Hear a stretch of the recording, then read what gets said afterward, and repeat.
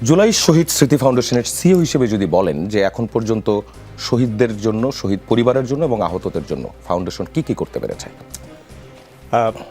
আপনাকে অনেক ধন্যবাদ এবং যমুনা টেলিভিশনের মাধ্যমে আমাদের গর্বিত এবং সম্মানিত শহীদ পরিবার যারা রয়েছেন তাদের সকল সদস্যকে এবং আমাদের যারা আহত যোদ্ধারা এখনও যুদ্ধ করছেন তাদের সুস্থতা নিয়ে তাদের সকলের প্রতি সালাম জানিয়ে আমি আপনার প্রশ্নের উত্তর দিচ্ছি। এ পর্যন্ত আমাদের 4টি কাজ দেয়া হয়েছিল: জরুরি চিকিৎসা সহায়তা, আর্থিক সহায়তা, স্মৃতি সংরক্ষণ এবং পুনর্বাসন। জুলাই ফাউন্ডেশন যা করেছে সেটি হলো আর্থিক সহায়তার ক্ষেত্রে প্রতিটি শহীদ পরিবারকে জরুরি ব্যয় হিসেবে শহীদ পরিবার প্রতি 5 লক্ষ করে টাকা দেওয়ার কথা। আমরা 852টা প্রথম যে গ্যাজেট ছিল তার মধ্যে 831 জন শহীদ পরিবারকে আমরা 5 লক্ষ করে টাকা প্রদান করতে পেরেছি। আর যেহেতু 3,83,000 টাকা টোটাল দরকার ছিল আহতদের জরুরি সহায়তা দেওয়ার জন্যে, বাট তখন সরকারের জরুরি ত্রাণ তহবিল থেকে মাত্র 100 কোটি টাকা দেওয়া হয়েছিল, যেটি 1/3ও না, তারও কম। সেখান থেকে আমরা 6,400 জন আহতকে আমরা আর্থিক সহায়তা দিতে পেরেছি। প্রথমটা। চিকিৎসা সহায়তা, খুবই খারাপ অবস্থা। আমি যেটা বলবো যে তখন তো কাতরাচ্ছিল, পা কেটে ফেলেছে সে প্রথম দিকে যখন জুলাই ফাউন্ডেশন যাত্রা শুরু করে।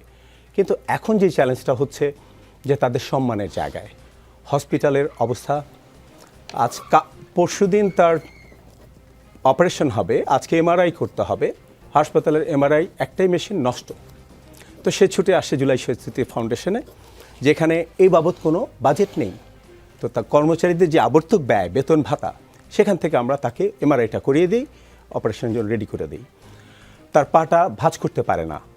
সো এরকম অনেক রোগী আছে যাদেরকে অ্যাম্বুলেন্সে করে নীলফামারী, পিরোজপুর এগুলোতে আমরা আমাদের কর্মীদের বেতন ভাতা থেকে পৌঁছে দিয়েছি। তাদের জরুরি ইঞ্জেকশন লাগবে এখনই, 2,500 টাকা দাম করে এক একটা ইঞ্জেকশন, পৌঁছে যাবে না হলে পা।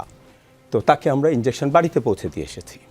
সো এরকম এই চিকিৎসা সহায়তার জায়গাগুলো সে যখন হসপিটাল থেকে না পায় তখনই আমাদের কাছে আসে।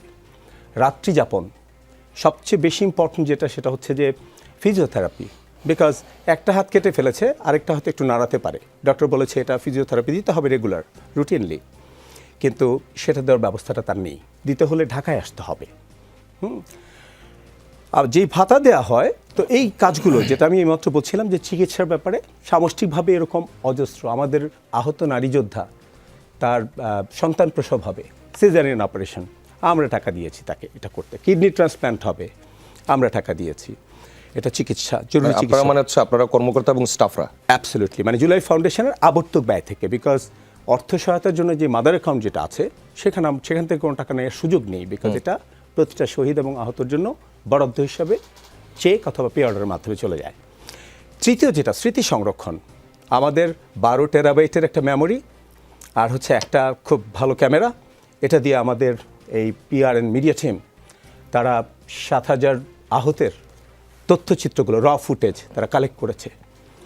তারপরে শহীদ পরিবারের প্রায় 500 জনের মতো শহীদ পরিবারের গল্পগুলো র ফুটেজ কালেক্ট করা হয়েছে। এইটুকু ক্যাপাসিটি দিয়ে ভলান্টিয়াররা ডে টু ডে এই কাজগুলো করে এগিয়ে রেখেছে, এটা স্মৃতি সংরক্ষণের জন্য।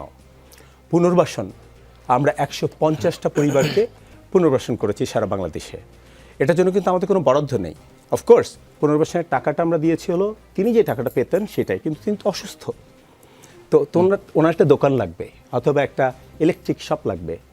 প্রিভিয়াস এক্সপিরিয়েন্সগুলোকে আমরা অ্যানালিসিস করে আমাদের প্রায় 6,500 আহতের কম্পিটেন্সি বেসড যেই ডেটাবেস, যে ওনার জন্য কোন জবটা বা কোন এমপ্লয়মেন্টটা ভালো হবে সেটা আমরা অ্যাসেস করেই তারপরে তাকে আমরা হেল্প করি।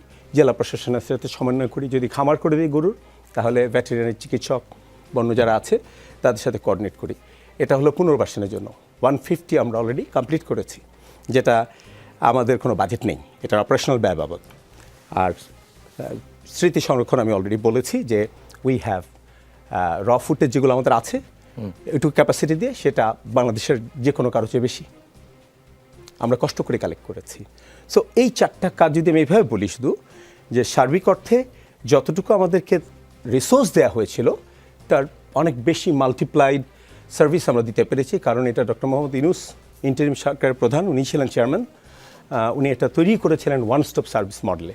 বিকজ একসাথেই চিকিৎসা, ওই পরিবারের আর্থিক যে এটা, তারপরে তার পুনর্বাসনের চিন্তা একটা জায়গায় আসবে, তাকে তো ভোগান্তিতে ফেলা যাবে না। আমাদের সচিবালয় প্যাটার্নে যদি একটা মানুষ ঘুরতে থাকে, ওখানে তো শুধু সে হয়তো আর্থিক সহায়তা পেতে পারে, বাট তার তো অনেকগুলো সমস্যা। সো এই ওয়ান স্টপ মডেলের আর কারণে সেই সময় এর উদ্দেশ্য এবং কাঠামো এবং এই সব কিছু নিয়েই কিন্তু আমরাও তখন কাজ করেছিলাম, এবং ওই সময়কার একটা প্রেক্ষিত এবং এখনকার আর একটা প্রেক্ষিত। যেমন আপনি সব প্রতিটি কথাই আপনি বলছিলেন কিন্তু হয়েছিল, কিন্তু এখন পর্যন্ত যেমন হয়েছিল যেটা শেষ হয়ে গেছে, এবং আমরাও যেটা দেখছি সেটা হচ্ছে যে আপনাদের কর্মকর্তা এবং স্টাফদের বেতন ভাতাই দেওয়া যাচ্ছে না। এই পরিস্থিতিতে আপনারা এখন ফান্ডিংটা কিভাবে করছেন? আচ্ছা, বেতন ভাতা তারা পাচ্ছে না 5.5 মাস ধরে, কিন্তু আমাদের যেহেতু 100 কোটি টাকা দেওয়া হয়েছিল, 1/3 যেটা বললাম, যখনই বাকি টাকাটা পাওয়ার ব্যাপারে আমাদের স্ট্রাগল করতে হয়েছে, তখন আমরা আমাদের স্ট্র্যাটেজি যেটা ওটা চেঞ্জ করেছি। অর্থাৎ আমাদের সবচেয়ে গুরুতর কারা 2000 আছেন যারা এ এবং বি ক্যাটাগরি, অর্থাৎ কর্মক্ষমতা হারিয়েছেন। এর মধ্যে 43 জন আছে কমপ্লিটলি দৃষ্টিশক্তি হারিয়েছেন। 133 তাদের হচ্ছে একটা চোখ বা আংশিক দৃষ্টিশক্তি হারিয়েছেন। সো আমরা তাদেরকে ফোকাস করে কার্যক্রম কিন্তু চলছে, not in first tense, it's a continuous tense. আমি আজকে এই অনুষ্ঠানে এসেছি আগারগাতে ফিল্ম আর্কাইভ, যেটা ওনাদের সাথে জয়েন্ট ভেঞ্চারে আমরা এই স্মৃতি সংরক্ষণের জন্য এই আমাদের যে ডিজিটাল ফুটেজ এগুলোকে দিয়ে থিম সং, আহত শহীদের গল্পগুলো, এগুলো নিয়ে একটা প্রোগ্রাম ছিল। তো সেখানে যেভাবে প্রোগ্রামটা উপস্থাপনা করা হয়েছে, ওখানে প্রধান অতিথি হিসেবে উপস্থিত ছিলেন মাননীয় প্রধানমন্ত্রীর উপদেষ্টা, তথ্য উপদেষ্টা জাহেদ স্যার। সো এই কাজগুলো যে করেছে তারা শুধু মনোবল দিয়ে করেছে, যেটা বাংলাদেশের কোথাও পাবেন না আপনি।